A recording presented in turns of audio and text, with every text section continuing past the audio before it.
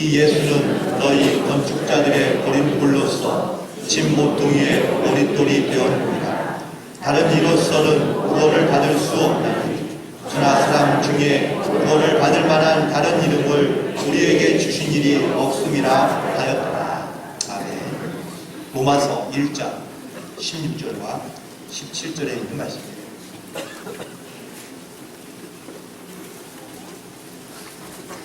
함께 합독합니다. 내가 복음을 부끄러워하지 아니하노니 이 복음은 모든 믿는 자에게 구원을 주시는 하나님의 능력이 되리라. 먼저는 유대인에게요 그리고 헬라인에게로다. 복음에는 하나님의 의가 나타나서 믿음으로 믿음에 이르게 하나니 기록된 바 오직 의인은 믿음으로 말미암아 살리라 함과 같으니라. 오늘도 주님 안에서 쓰게 하는 복된 하루와 한 주간이 되시기를 간절히 축원합니다. 집에서 아빠와 초등학교 아이가요 함께 영화를 보고 있었습니다. 그런데 영화를 보는데 마침 장면에서 남녀 주인공들이 키스하는 장면이 나옵니다. 그러자 초등학생인 아들이 아빠에게 물었습니다. 아빠, 남자와 여자는 왜 키스해요? 라고 묻자 이 예상치 않은 질문에 당황한 아빠가 한참을 고민하다가 이렇게 말합니다. 아들, 네 친구가 네 사탕을 빼앗아 먹으려면 너를 빼앗기지 않기 위해서 어떻게 하니? 침발했죠. 그것도 침발하는 거야. 라고 이렇게 얘기해줬습니다. 그러자 이 아들이 그렇구나. 아빠 근데 며칠 전에 옆집 형아가 우리 누나한테 침발했던데? 라고 이렇게 얘기해 주었습니다. 참 사랑을 하게 되거나 아니면 사랑을 느끼게 되면 그 사람에게 다시 많이 다가가고 싶고 혹은 소중한 것을 함께 나누고 싶은 것이 좀 우리의 마음이겠죠. 그런데 이 사랑하는 마음이 조금 불편한 관계가 되기 시작하면은요, 그러면은 마음도 멀어지지만 사실은 몸도 많이 멀어지는 것을 볼 수 있습니다. 글을 찾다가 재미있는 글이 하나 있어서 이런 걸 소개해드려 봅니다. 모든 것은 밥으로 통하는 대한민국이라는 짤막한 글인데, 물론 다른 문화권에도 이런 비슷한 어떤 밥과 혹은 또 식사와 연관된 그러한 이야기들이 많이 있겠지만 유독 우리나라는 더 많은 것 같다는 그런 생각이 들었습니다. 혹시 여러분들 고마울 때 어떻게 말씀하시나요? 야 진짜 고맙다. 나중에 내가 밥 한번 살게. 라고 이렇게 밥을 이야기하죠. 안부를 물을 때요. 식사하셨습니까? 라고 묻습니다. 아플 때는요. 야 밥은 꼭 챙겨 먹어라. 라고 이렇게 얘기해 주고요. 그리고 재수 없을 때 진짜 밥맛이야 라고 이렇게 얘기합니다. 한심할 때는 이렇게 얘기합니다. 야 그래서 밥 빌어 먹고 살겠냐? 라고 묻기도 하고요. 무언가 잘하려고 고민할 때는 이거 밥값은 해야지 라고 이렇게 말하기도 합니다. 그리고 사이가 나빠도 이렇게 얘기합니다. 야, 절대 밥은 같이 안 먹어 라고 이렇게 얘기하고요. 범죄를 저지르게 되면 야 그냥 콩만 먹는다 라고 이렇게 말하기도 합니다. 심각한 상황일 때 이렇게 얘기하죠. 넌 목구멍에 밥이 넘어가냐? 라고 묻기도 하고요. 그리고 게임에 집중하고 있는 아들을 말릴 때 이렇게 얘기합니다. 그게 밥 먹여주니? 라고 묻기도 합니다. 그리고 정 떨어질 때 쓰는 말 밥맛 없어 라고 이렇게 얘기하고요. 또 어떤 비꼴 때에는 밥만 잘 먹더라 라고 이렇게 말하기도 합니다. 주변에 좋아하는 사람 혹은 또 좋은 사람은요 밥 잘 사주는 사람이 제일 좋습니다. 그리고 좀 얄미운 사람이 있는데 얄미운 사람은요 다 차려진 밥상에 숟가락만 딸랑 넣는 놈 이런 사람 참 얄미우고요. 요즘에 좋은 와이프의 기준 바로 이렇게 묻습니다. 밥은 챙겨주냐? 라고 묻고 있습니다. 이렇게 살아가면서 우리가 이 밥과 연관된 이러한 질문과 혹은 또 말들이 상당히 많이 있는데 여러분들 정말로 한 끼 한 끼 이렇게 밥을 잘 챙겨 먹는 것도 참 귀한 일이고 또 은혜인 줄로 믿습니다. 한 해 동안 수고하신 모든 분들 여러분들 진심으로 감사하고 축복하고요. 그러면 의미에서 옆 사람과 좀 이렇게 인사하면 좋겠습니다. 수고 많으셨습니다. 네, 고생하셨습니다. 애 많이 쓰셨습니다. 감사하며 축복합니다. 그런 의미에서 그러면 나중에 한번 식사 한번 같이 한번 하시죠. 결론은 결국 밥으로 결론 짓고 이렇게 끝나고 많은 경우가 많습니다. 어떤 개인이든 혹은 어떤 집단이든요, 그 집단과 개인이 갖고 있는 생각이나 사고나 아니면 관습이나 전통이 분명히 있습니다. 그것을 벗어나기는 쉽지 않죠. 물론 그것을 바꾸거나 아니면 변화시켜 보려고 많은 노력들을 하지만 잘 바뀌어지지 않는 경우들이 많습니다. 그렇다고 그냥 가만히 내버려두면은요, 사실 그것도 옳지 않은 일이기 때문에 오랜 시간이 걸리긴 하지만 그럼에도 불구하고 많은 시간을 걸려서라도 바꿔내고 한번 변화시켜야 될 것들에 대해서는 열심히 노력하고 있는 것을 볼 수 있습니다. 그런데 우리가 살고 있는 요즘 세상은 급변하는 시대라고 이렇게 이야기합니다. 특별히 밀레니엄, 즉 2000년 시대가 열리면서 과거에 100년 혹은 200년 걸렸던 이러한 변화들이요, 지금은 5년, 10년 안쪽으로 급변하고 있는 그런 시대 가운데 살고 있는 것이 분명한 사실입니다. 그런데 세상이 급변하기 시작하면서 사람들의 생각과 사고도 달라지고 있다는 것이죠. 세대 차이라는 말을 여러분들 잘 아시죠? 그것이 과연 무슨 뜻입니까? 그냥 나이만 다른 것이 아니라 그 나이의 차이에 따라서 문화 혹은 또 생각과 습관과 관습과 혹은 또 알고 있는 것들이 많이 달라지면서 차이나는 것들에 대한 그런 차이점을 말하고 있는 겁니다. 특별히 요즘 젊은 사람들의 생각과 혹은 또 어쩌면은 그 진리에 대한, 진실에 대한 기준이 지금 사실 어른들의 세대와는 기성세대와는 많이 다른 것을 볼 수 있습니다. 이렇게 급변하는 시대 가운데 살고 있는 우리들이지만 유독 변하지 않고 있는 것이 있다면 과연 뭘까요? 그것은 바로 종교라고도 말할 수 있습니다. 물론 예전과 비교해 볼 때에 기독교이든 불교이든 다른 종파들 다 사실 많이 달라졌다고 혹은 변화됐다고 이렇게 얘기할 수 있을 겁니다. 그런데도 불구하고 여전히 변하지 않는, 아니 변할 수 없는 것들이 분명히 있는데 그것이 바로 우리가 신앙으로 고백하는 그 신앙의 고백이고요. 바로 예수 그리스도의 구원에 대한 이 메시지는 절대로 변하지 않는다는 사실입니다. 지난 한 해 동안, 2019년 한 해 동안 복음을 전파하라는 이러한 주제를 가지고 오늘 가운데 복음에 대해서 말씀을 많이 드렸는데 오늘 마지막 주일을 맞이하며 여기서 좀 정리할 수 있는 그런 시간을 좀 갖고자 합니다. 복음을 설명할 수 있고 혹은 또 복음을 정리할 수 있는 가장 확실한 세 가지를 단어로 표현한다면 예수님, 믿음, 그리고 구원이라고 이렇게 정리할 수 있을 것 같습니다. 그렇다면 이 세 가지의 단어를요 하나의 문장으로 만든다면 복음이란 예수를 믿고 구원을 얻는 것이라고 정리할 수 있을 것 같습니다. 그런데 예수에 대하여 먼저 얘기를 나눌 텐데, 그런데 세상 사람들은 왜 꼭 예수여만 하는가? 라는 것에 대한 이런 질문들을 좀 많이 하시는 것 같습니다. 왜 그 많은 종교들 가운데 꼭 기독교에만 하는가? 그리고 왜 많은 사람들 가운데 예수여만 하는가? 라는 이런 질문을 던지고 있거든요. 그렇다면 우리는 왜 예수를 말해야 되는지, 그 첫 번째 이유는 바로 예수님은 약속대로 말씀대로 이 땅 가운데 오신 하나님의 아들이기 때문에 그렇습니다. 우리는 성육신이라고 이렇게 이야기하고 있는데, 하나님 즉 신이 이 땅 가운데 사람이 되어서 내려온 사건은요 대부분의 많은 신화들이 갖고 있는 공통점입니다. 그럼 예수님도 하늘에서 계시다가 신이 이 땅 가운데 오신 사건이 뭐가 다르냐라고 묻고 있거든요. 그런데 다른 일반적인 신화들이 갖고 있지 않는, 성경만이 갖고 있는 매우 특별한 것은 바로 예수님은 오래전부터 약속된 그 메시아가 이 땅 가운데 말씀이 육신이 되어 오셨다는 사실입니다. 다른 신화들 가운데는요 이런 내용이 없습니다. 오래전부터 약속되어 있거나 혹은 또 언약되어 있는 그러한 예언되어 있는 그 분이 진짜 말씀이 육신이 되어 약속이 이루어진 사람이 없다라는 것이기 때문에, 그래서 우리는 하나님의 아들로서 말씀이 육신이 되어 오신 그 예수님을 믿음으로 고백하고 있는 겁니다. 두 번째, 예수님은요 자기의 백성을 구원하기 위해 오신 분이라고 말씀해 주고 있습니다.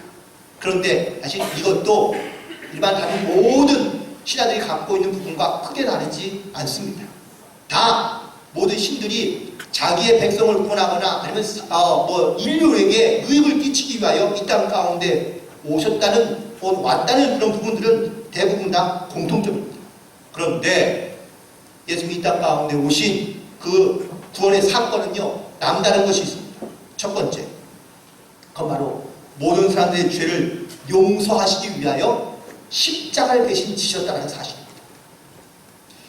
자기가 영웅이 되거나 혹은 자기가 이 땅 가운데 어떠한 왕이 되고 혹은 또 구원자로서 이 땅 가운데 왔다는 사실은 공통점이지만, 하지만 다른 사람의 죄 때문에 내가 죽었다는 이 사실은 그 어느 곳에도 등장하지 않고 있기 때문입니다.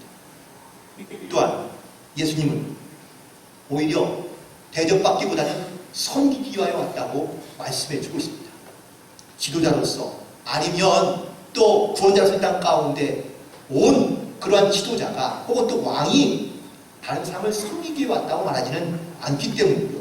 가장 중요한 것은 바로 이 예수님은 죽었다가 다시 부활하셔서 모든 사람의 부활의 증거가 되었다고 말씀해 주고 있기 때문에 그렇습니다. 이처럼 예수님이 자기 백성을 구원하기 위하여 오셨는데 그건 바로 나의 모든 죄를 용서하기 위하여 그분이 대신 십자가를 지시고 또한 섬기며 죽어다 다시 살아나셔서 부활의 증거로 이 땅 가운데 오셨다는 이 사실이 바로 우리가 예수님을 믿음으로 고백하는 이유입니다. 그리고 오늘 사도행전 4장에서 고백하고 있는 것처럼 구원받을 만한 다른 이름을 이 땅 가운데 주신 일이 없기 때문이라고 말씀하고 있습니다. 예수님 외에는 이 세상의 모든 사람들을 구원할 만한 그런 다른 이름을 주신 적이 없기 때문에 늘 예수님을 믿음으로 구세주로 고백하며 또한 영접하고 있는 겁니다. 그런데 지금의 시대 가운데 예수님 시대도 마찬가지였지만 여기저기서 내가 바로 그 그리스도라고 이렇게 말하는 거짓 그리스도와 혹은 적 그리스도들이 세상 가운데 많이 등장하고 있다는 사실입니다. 따라서 여기에 현혹되지 않아야 됩니다. 여기저기서 내가 그리스도로 말하는 사람들은 많지만 천하에 구원을 받을 만한 다른 이름을 우리에게 주신 일이 없다고 선포하며 고백하고 있는 이 베드로의 고백이 바로 저와 여러분의 고백이 되어야 될 줄로 믿습니다. 그런데 이 사실에 대해서 믿지 않는 다른 사람들은요, 기독교가 너무 독선이 아니냐라고 이렇게 묻습니다. 독선이란 바로 스스로 옳다 여기며 혹은 또 스스로가 유일한 것이라고 선한 것이라고 주장하고 있다는 사실입니다. 그런데 정말 기독교가 독선인가요? 예수님은 세상에 선한 것이란 오로지 한 분밖에 없다고 고백하고 있습니다. 예수님이 스스로 선하다고 말하지 아니하시고요, 오히려 예수님도 나도 역시 연약한 인간에 부족하다고 말씀하고 있습니다. 예수님이 이 땅 가운데 오신 이유는 바로 이처럼 많은 사람들이 하나님을 알게 하기 위하여 하나님의 나라에 대해 증거하기 위하여 이 땅 가운데 오셨다는 사실, 스스로 옳다고 여기거나 옳음을 받기 위하여 오신 것이 아니라는 사실 때문에 그렇습니다. 두 번째, 사람들이 갖고 있는 편견 가운데 하나는 바로 독식입니다. 기독교가 많이 세상 가운데 퍼져가면서 이 기독교가 마치 온 세상을 독식하려고 하는 것처럼 이렇게 여기거나 혹은 또 생각하고 있는 경우가 많다는 겁니다. 기독교는요, 세상을 차지하기 위해서 복음을 전하는 것이 아닙니다.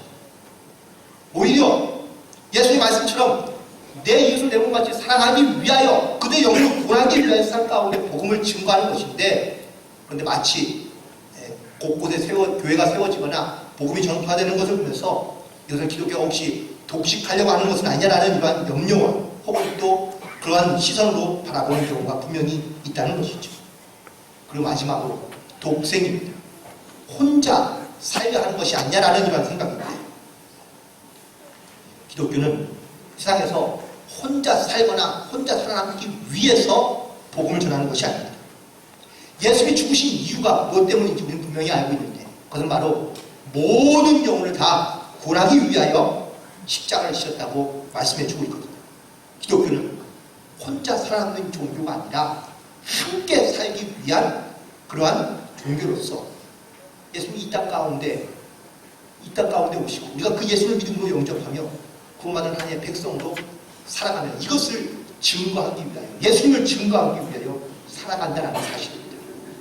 그렇다면 두 번째 주제인 그럼 믿음, 그럼 우리는 어떠한 믿음을 가지고 살아가야 되느냐라는 것을 말해주고 있는데 로마서 1장에 있는 말씀을 보니까 우리가 이 첫 번째로 복음에 부끄러워하지 말라고 말해주고 있습니다. 부끄러워한다는 이 말은요, 헬라어로는 에파이스키노아이라는 이런 말인데 이 말의 원뜻은 이렇습니다. 수치스럽게 여기지 않는다. 아니, 부끄러워한다는 것은 수치스럽게 여긴다는 뜻입니다. 복음을 수치스럽게 여기면 어떠한 반응이 나타날까요? 복음에 대하여 자랑하지 않고요, 복음을 감추려 하고 그리고 복음을 다른 사람에게 드러내지 않으려 한다는 사실입니다. 믿음은 갖고 있는지 모르겠지만 그 믿음을 부끄러워하고 있거나 수치스럽게 여기고 있다면 이 믿음은 쓸모있는 믿음은 아닐 겁니다. 마태복음 5장 13절에 예수께서 말씀하십니다. 너희는 세상의 소금이니 소금이 만일 그 맛을 잃으면 무엇으로 짜게 하리요? 후에는 아무 쓸데없어 다만 밖에 버려져 사람에게 밟힐 뿐이니. 나는 믿음을 갖고 있다고 말하지만 이 믿음이 다른 사람들 앞에 섰을 때에 수치스럽게 여기거나 부끄럽게 여겨진다면 복음의 진정한 가치를 모르고 있기 때문에 이 복음은요 그냥 밖에 버려져 아무 쓸데없는 것과 다를 바가 없다는 그런 말씀이기도 합니다. 요한복음 4장 19절부터 20절에 베드로와 요한이 많은 사람들 앞에서 예수님에 대하여 강하고 담대하게 증거하고 있는 것을 볼 수 있습니다. 그런데 예수님의 제자였던 베드로도요, 예수님이 붙잡혀 가시는 날 예수님을 3번이나 모른다고 부인했던 사람입니다. 그 옆에 있던 제자 요한도 마찬가지입니다. 예수님이 붙잡힐 때 그렇게 예수님 옆에서 한 자리를 차지하고 싶었던 그런 욕망이 있던 사람이었지만 예수님이 붙잡히지 않고 이 요한도 예수를 버리고 스승을 버리고 도망갔던 제자였습니다. 그런데 그랬던 그들이 많은 사람들 앞에서 예수님에 대하여 증거하기 시작합니다. 도대체 어떤 일이 일어난 건가? 믿음에 대한 확신, 그리고 예수님에 대한 가치를 깨닫고 난 다음 예수님에 대하여 강하고 담대하게 증거하고 있다는 사실입니다. 그리고 이 믿음에는요 하나님의 능력이 나타나야 됩니다. 그런데 많은 사람들이 생각하기를 하나님의 능력은 눈에 보이는 현상으로서 증거하는 것들이 많다고 이야기합니다. 다시 말하면 기적과 이적이 일어나야 그게 하나님의 능력이라고 말하는 분들이 많이 계십니다. 물론 하나님의 능력이 나타나면 병이 고쳐지거나 아니면 죽었던 사람이 살아나는 이런 놀라운 기적과 이적들이 나타나는 것이 분명한 사실입니다. 하지만 많은 사람이 예수님을 쫓았던 이유가 바로 이런 현상을 보기 위해서거든요. 예수님이 병자를 고치고 기적과 이적을 행하는 것을 사람들은 보기 위해서 예수님을 쫓았습니다. 근데 정작 예수님은 이 현상들을 보지 말고 오히려 제자들에게 말씀하시기를 너는 서로 사랑해라. 내가 너희를 사랑한 같이 서로 사랑하는 것이 이것이 나의 계명이라고 말씀해 주고 있습니다. 즉 예수님은 기적과 이적을 행하는 것이 하나님의 능력이 아닙니다. 사람의 마음 가운데 신령 가운데 새로운 영적인 변화가 일어나게 하는 것, 이것이 바로 진정한 하나님의 능력이라는 것을 말씀해 주고 있거든요. 사도행전 2장 44절부터 47절에 있는 말씀에 보면 하나님의 능력이 나타나는 놀라운 초대교회의 모습을 볼 수 있습니다. 근데 그 능력이 뭔 줄 아십니까? 병자가 고쳐지고 혹은 기적과 이적이 일어나는 그 모습을 하나님의 초대교회의 능력이라고 말하지 않고요, 지자들의 하나님의 말씀을 듣고 난 다음에 사람들이 찔림을 받고 회개하기 시작하고요, 그리고 세례를 받고 변화되기 시작하자. 어떤 놀라운 능력이 나타나느냐?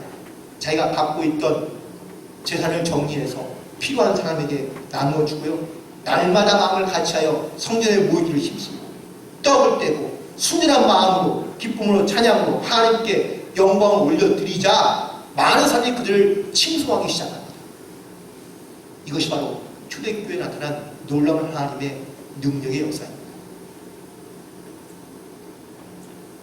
그렇다면 나에게도 이런 하나님의 능력이 과연 나타나고 있느냐라는 영적인 질문을 한번 해봐야 될 것 같습니다.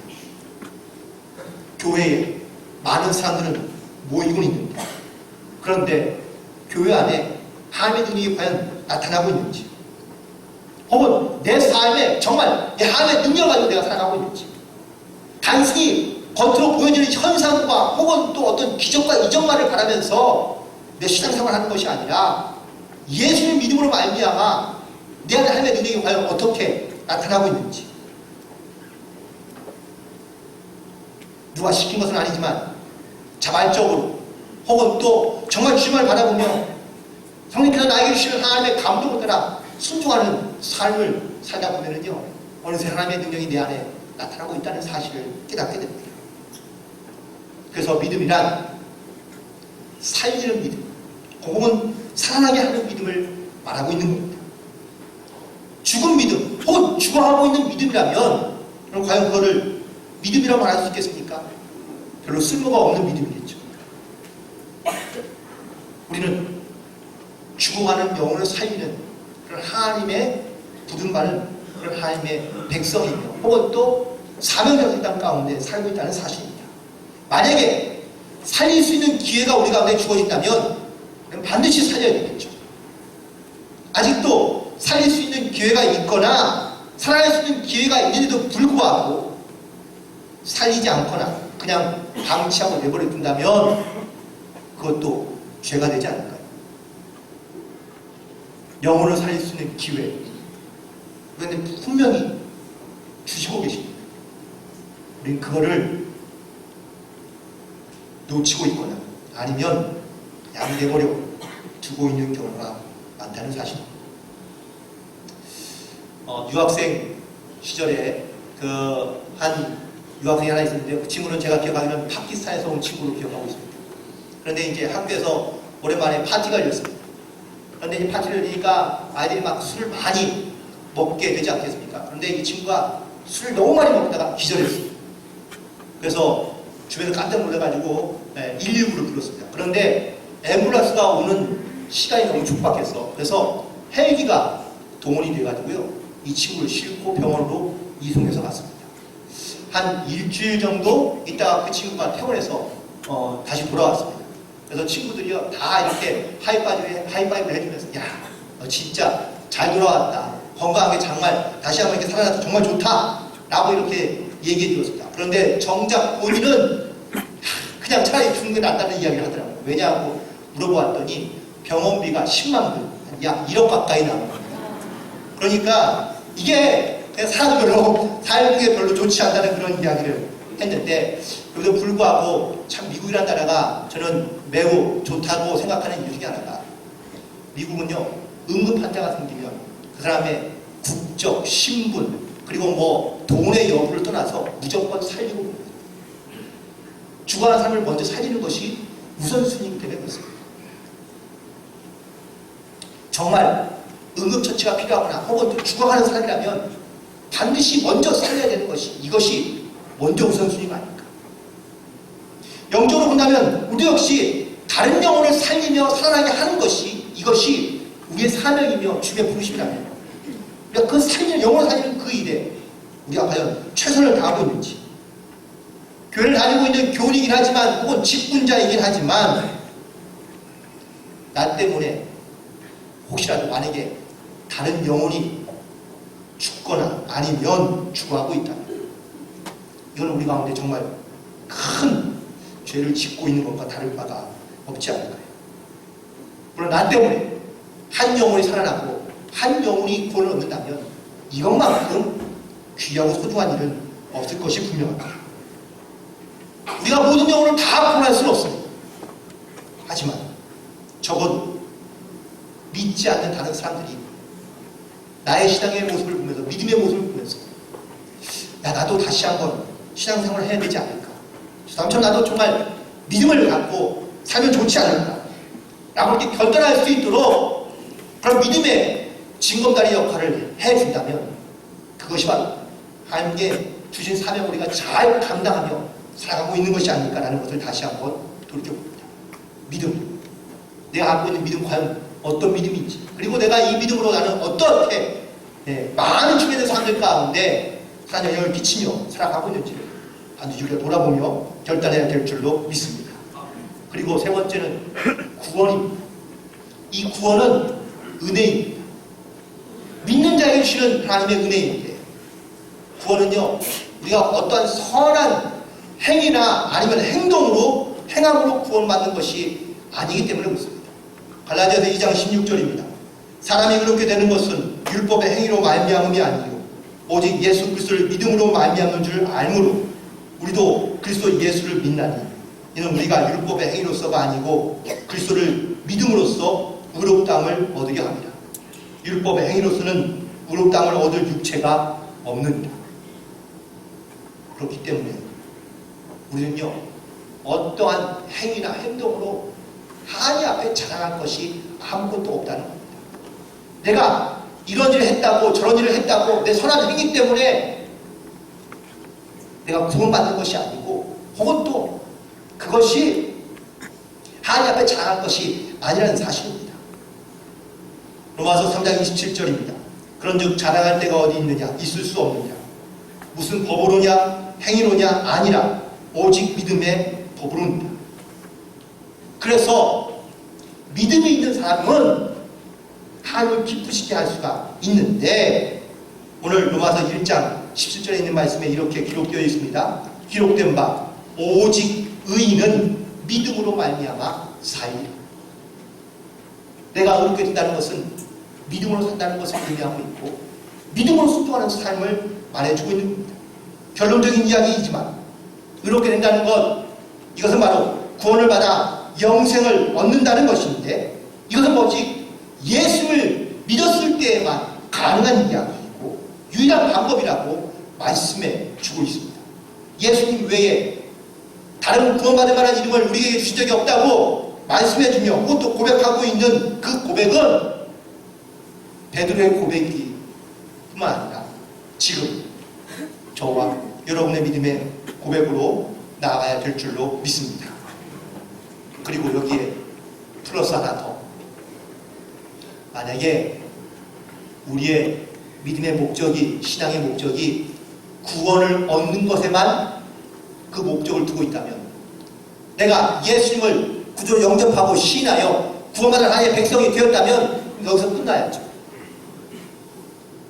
그렇지 않습니까? 그런데 예수님은 우리에게 구원받는 것으로만 끝나는 것이 아니라 우리 가운데 이것을, 이 믿음을 실천적으로 살아갈 수 있는 영적인 사명을 우리 가운데 주셨는데, 바로 예수님께서 말씀하신 거죠. 내가 너희를 사랑한 것 같이 너희도 서로 사랑하라. 이 말은 믿음을 실천적으로 살아내라는 예수님의 말씀이며 명령입니다. 적어도 세상에 살아가는 사람들 속에서 그리스도인으로 구별된 삶을 살아가는 것이 분명히 쉽지 않겠죠. 이것을 어렵다고 말하는 사람도 많이 있을 겁니다. 하지만 세상에 살아가면서 이런 구별된 삶을 살아가지 않는다면 지금 내가 갖고 있는, 내가 알고 있는, 내가 고백하고 있는 그 믿음인 것 같지만 믿음이 아닐 수 있다는 사실이고, 또한 우리가 예수를 신하여 이 구원의 은혜를 입은 건 사실이지만 여전히 내 삶에 변화되고 달라지는 것이 아무것도 없다면 우리의 믿음의 고백은 그냥 구원받는 것에 그치거나 머물러 있다는 사실일 수 있기 때문에 그렇습니다. 저희 교회는 감리교회입니다. 감리교회는요, 구원을 얻은 것으로만 끝나는 것이 아니라 플러스 하나 더 성화된 거룩한 삶을 살아가도록 우리 가운데 주신 사명을 잘 감당하며 살아가게 하는 것이, 이것이 바로 감리교회의 가장 중요한 핵심적인 교리입니다. 2019년을 마치고 2020년을 새롭게 맞이하는 여러분들에게 예수는 과연 누구인지, 나는 지금 어떠한 믿음을 갖고 있는지, 그리고 나는 지금 어떠한 이 구원의 확신 가운데 영적인 삶을, 거룩한 삶을 지금 살려고 나는 지금 몸부림치며 또한 노력하며 애쓰고 힘쓰고 있는지를 다시 한번 자문해보고 2020년도 이 한 해 정말 이 주님의 주신 사명과 주의 부르심을, 이 복음을 증거하며 영으로 구원해가는 이 믿음의 사명을 잘 감당해 갈 수 있는 그런 저와 여러분이 되기를 주님의 이름으로 간절히 축원을 드립니다. 기도하시겠습니다. 하나님, 우리를 사랑하시고 하나님의 구원받은 백성으로 이 땅 가운데 살아갈 수 있도록 이 구원의 은혜를 주심을 진심으로 감사합니다. 하나님, 예수님은 나의 유일한 구원자이시며, 그리고 이 예수님을 믿어 하나님의 자녀가 되고 또한 의로운 하나님의 백성으로 이 땅 가운데 살게 하셨사오니 주여, 이 복음의 증거자로, 이 믿음의 증거자로 주님의 마음에 합당한 삶을 살아갈 수 있는 거룩한 삶을 살아갈 수 있도록 믿음과 지혜와 그리고 성령의 충만함을 더하여 주옵소서. 어딜 가나 누구에게든지 이 복음을 증거하며 예수를 증거하며 살아가도록 인도하여 주옵시며, 이 구원의 확신이 주관하는 영혼을 살리며 또한 하나님을 알지 못하며 죽은 채 살아갈 수밖에 없는 그러한 주관하는 영혼들을 다시 한번 회복시킬 수 있는 구원의 능력으로 사용하여 주옵소서. 오늘 우리 가운데 함께 하심을 믿고 감사드리오며 우리 사랑 구원하신 예수님의 이름으로 기도드리옵나이다.